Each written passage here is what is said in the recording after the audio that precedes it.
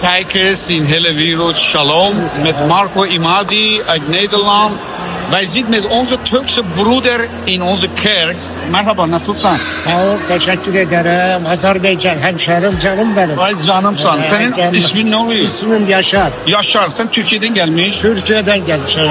Ne için gelmiş buraya? Ben çocuklar burada gezmeye geldim. Ha, çocuklar.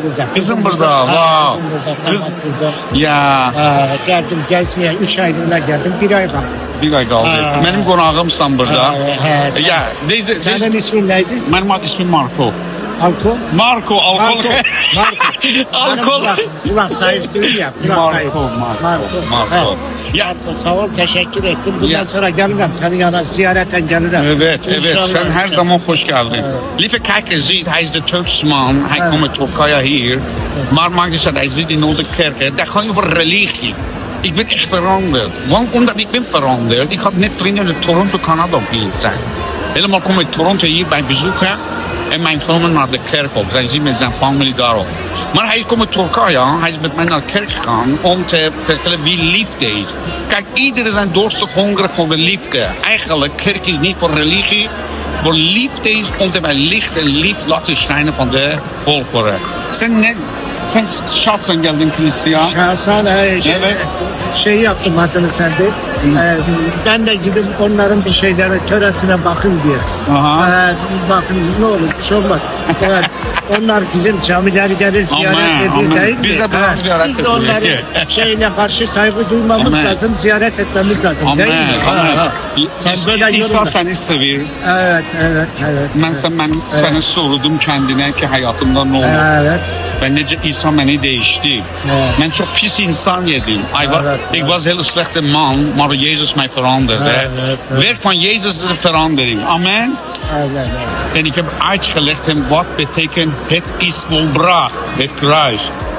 Eigenlijk, het is volbracht betekent onze pijn, verdriet, ziekte, ellende, rebellie, ongehoorzaamheid.